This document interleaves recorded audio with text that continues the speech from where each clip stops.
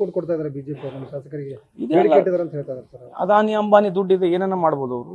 BJP ಇಡೀ funding ಅವರೇ ಮಾಡ್ತಾರಲ್ಲ, ಸೊ ಹಂಗಾಗಿ ಅವ್ರ ಹತ್ರ ದುಡ್ಡು ಭಾಳ ಇದೆ. ಇಲ್ಲಿವರೆಗೆ ಎಷ್ಟು ಸರ್ಕಾರಗಳು ಬೆಳೆಸಿದಾರೆ ನಿಮಗೆ ಕೇಳ್ಬೇಕಲ್ಲ, ಬೆಲ್ಲದವ್ರಿಗೆ ಕೇಳ್ರಿ. ಈಗ ಸರ್ ಮೋದಿ ಸರ್ಕಾರ ಬಂದ್ಮೇಲೆ ಸರ್ಕಾರಗಳು ಬೆಳೆಸಿದ್ರಿ, ಯಶಸ್ವಿಯಾಗಿ ಯಾಕೆ ಸರ್ಕಾರಗಳು ಬೆಳೆಸಿದ್ರಿ ಅಂತ ಕೇಳ್ರಲ್ಲ.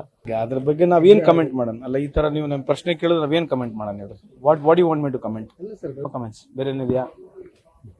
ಬೆಲ್ಲದ್ರು ಹೋರಾಟ ಮಾಡಲಿ, ತೊಂದರೆ ಇಲ್ಲ.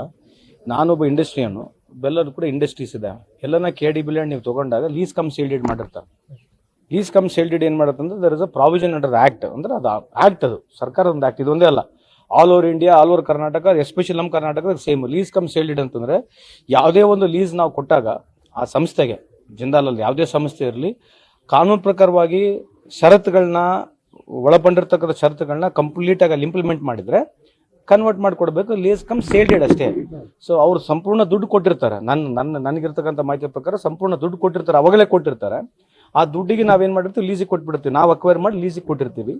ಸೊ ಇವತ್ತು ಆ ಕಂಡೀಷನ್ಸ್ಗಳೆಲ್ಲ ಫುಲ್ಫಿಲ್ ಮಾಡಿದ್ರೆ ಟ್ರಾನ್ಸ್ಫರ್ ಮಾಡ್ಕೊಡ್ಬೇಕು ಲೀಸ್ ಡೀಡು. ಸೊ ಇದು ಪ್ರಾವಿಷನ್ ಆಫ್ ಆಕ್ಟ್.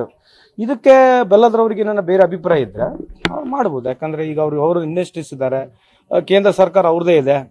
ಸೊ ಯಾವ ಇಂಡಸ್ಟ್ರಿಗಳಿಗೆ ಎಷ್ಟೆಷ್ಟು ಭೂಮಿ ಕೊಟ್ಟಿದ್ದಾರೆ ಅಂತ ಹೇಳಿ ಅವರು ಸ್ವಲ್ಪ ಬಹಿರಂಗವಾಗಿ ಹೇಳಿ, this is a procedure of law. ಇದೇ ನಾವೇನು ಬೇಕಂತ ಅವ್ರಿಗೆ ಫೇವರ್ ಮಾಡ್ಬೇಕಂಬುದೇನಿಲ್ಲ, ಜಿಂದಾಲಿಗೆ ಬೇಕಂತ ಫೇವರ್ ಮಾಡ್ಬೇಕಂಬುದೇನಿಲ್ಲ. ಜಿಂದಾಲ್ನವ್ರು ಸುಮಾರು 90,000 ಕೋಟಿ ಹಾಕಿದಾರೆ ಅಲ್ಲಿ ಇನ್ವೆಸ್ಟ್ಮೆಂಟ್, ನಾನು ಒಟ್ಟು ಬೆಳೆದಿರ್ತಕ್ಕಂಥದ್ದು ಜಾಗ. ಸೊ ಬೆಲ್ಲದವ್ರಿಗೆ ಸಂಪೂರ್ಣ ಮಾಹಿತಿ ಇದ್ದಂಗಿಲ್ಲ.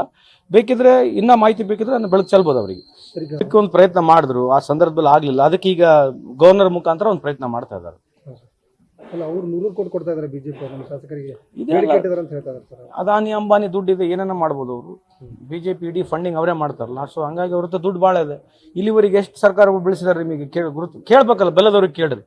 ಈಗ ಸರ್ ಮೋದಿ ಸರ್ಕಾರ ಬಂದ್ಮೇಲೆ ಸರ್ಕಾರಗಳು ಬೆಳೆಸಿದ್ರಿ, ಯಶಸ್ವಿಯಾಗಿ ಯಾಕೆ ಸರ್ಕಾರಗಳು ಬೆಳೆಸಿದ್ರಿ ಅಂತ ಕೇಳ್ರಲ್ಲ. ಏನು ಉತ್ತರ ಕೊಡ್ತಾರೆ ನೋಡೋಣ.